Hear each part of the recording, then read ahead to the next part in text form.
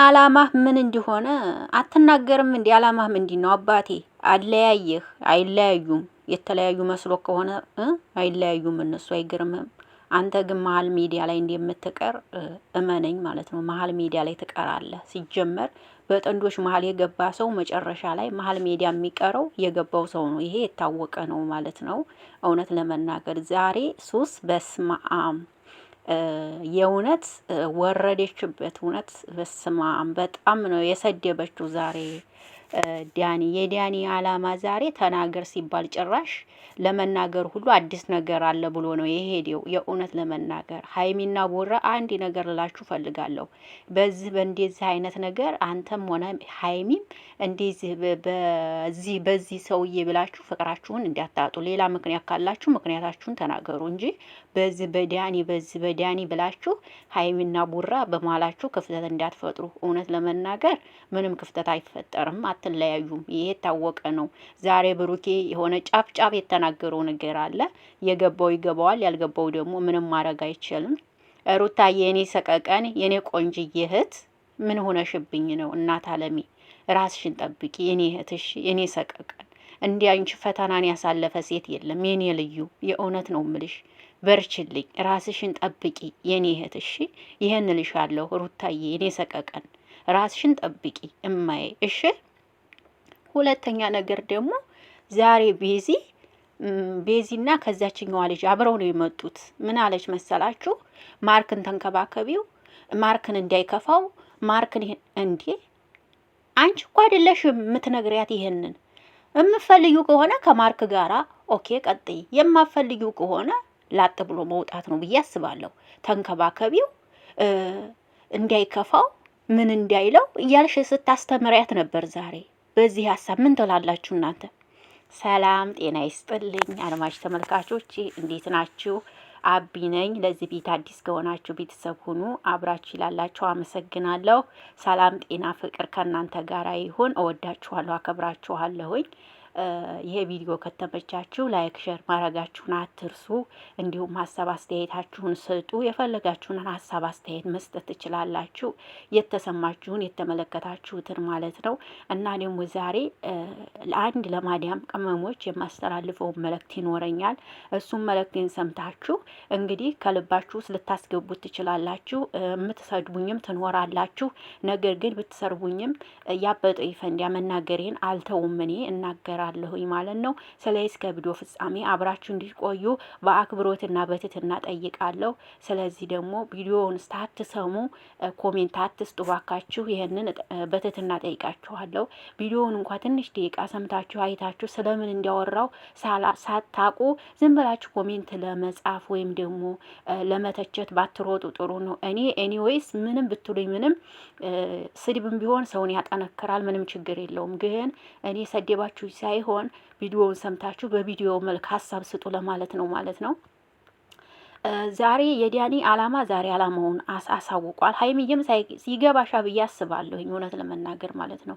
ይሄ የያዘው ነገር ከባድ ነገር ነው እና በጣም ነው የሚገርመው የዲያኒ ነገር። ያው ምንም ይሁን ምንም የዲያኒ ነገር ይገርመኛል በእውነት። በዚህ ልክ እንደዚህ መሆንህ በጣም ያሳፍራል ዲያኒ፣ እውነቱን ስነግርህ በጣም ከምንም በላይ ማለት ነው።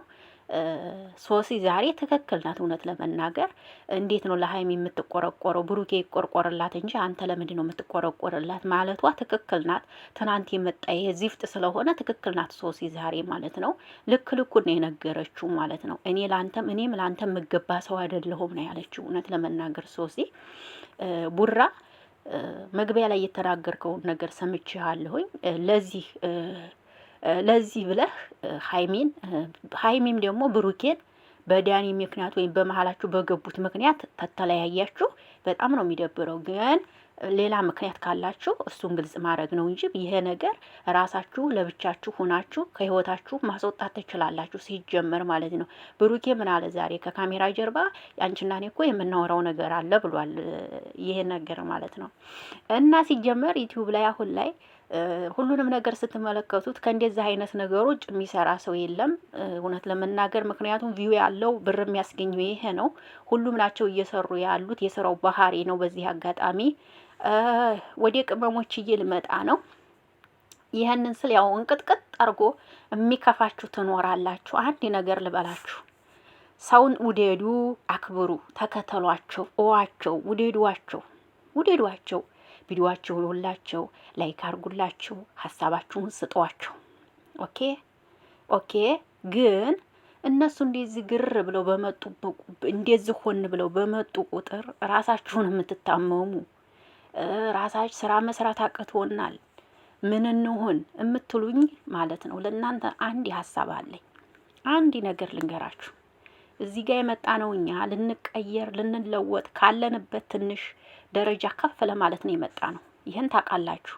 ለእናትሽ ልታሳልፊላት ወይም ለአባትሽ ቤት ልትሰሪለት ምናምን ነው የመጣ ነው። ሁላችንም ስደት የተሰደድ ነው አላማ አለን። ያለ አላማ የተሰደደ ሰው አለ ብዬ አላስብም። ማንኛውም ሰው ስደት ሲሰደድ አላማ አለው። ያለ አላማ ማንም አይሰደድም አይደል? አላማ አለን። ግን ሀይሚና ብሩኬንም ሆነ ማንኞቹንም ጥንዶች በክብር እንወዳቸዋለን፣ እናከብራቸዋለን፣ እናያቸዋለን፣ እንከተላቸዋለን። ሱስ ይሆኑብናል አይደል? እዚህ ጋር ግን እነሱ የሆነ ነገር ብለው ፕራንክ የሚሆን ምንም የሚሆን ብለው ሲመጡ እዚህ ጋር ራሳችሁን ስታችሁ የምትታመሙ ከሴትዮ ጋራ በቃ እነሱ ሰላም ሆነው ካልመጡ እንጋጫለን የምትሉም እህቶቼ አላችሁ። አንድ ነገር ላችሁ ነው የመጣሽበትን አላማሽን ሳታሳኪ እቺ ሴትዮ ነገር ትኬት ቆርጣ ወዲ ሀገርሽ ግቢ ብትልሽ ማንም ሰው የሻይ ብር የሚሰጥሽ የለም። እዛ ቀርቶ አይደለም እዚህ ጋር ብትወጪ ብታባረርሽ አስፋልት ላይ ብትወርቂ እንቺ የሻይ ብሎ ጠጭ ሻይ በዚህ ብሎ የሚሰጥሽ ሰው እንደሌለ ተረጁ። መጀመሪያ አይደል ራሳችሁን ጠብቃችሁ ነው ሰው መውደድ ያለባችሁ አይደል እንዴ? ራሳችሁን ጠብቃችሁ ሰው ውደዱ። አለቀ። መውደቅ ድረስ መታመም ድረስ የሚያደርስ እኮ አይመስለኝም። የስራው ባህሪ ነው። ካልገባችሁ ከሚገባው ሰው ጠይቁ። ይሄ ነው እኛ አትጨነቁ አትጠበቡ ብለን መተን ስንነግራችሁ እኛ ላይ ትጮኻላችሁ። እናንተ አላወ እኛ የስራውን ባህሪ እናውቃለን። አለቀ። ቪዲዮ እንኳን ቀርጸው ሲሄዱ መስመራቸውን የሚሄዱበትን እንኳን መስመር እንኳን እንዲው ማወቅ አትችሉም? እስኪ ልንገራችሁ፣ ማወቅ አትችሉም? እዚህ ጋር ይፍት ብትይ ማንም አያነሳሽም። ሀይሚ ብሩኬ ከመነመፈጠራችሁም አያውቋችሁም። ኮሜንት ስለምትሰጡን ነው እንጂ ከነመፈጠራችንን ምስተኛ ጭምር አያውቁንም እኮ አያውቁንም። ነገ ይፍት ብትይ ሀይሚ ብሩኬ ወይም አብርሽም ወይም ጥንዶቹ መተው አንስተው ሐኪም ቤት ይወስዱሻል። ማንም አያያችሁም። ዙሩ። ውደዱ ሰውን፣ አክብሩ ሰውን፣ ተከተሉ ሰውን።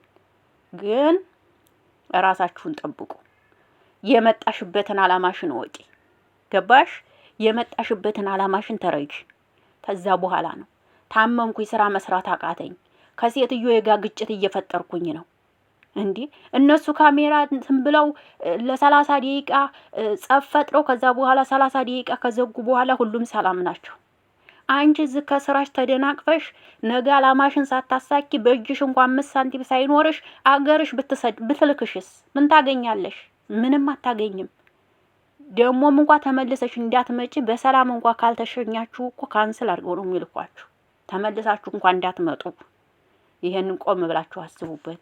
የምትሳደቡ ሳላችሁ ተሳደቡ። የልቤን ተናገር ያለው ችግር የለም።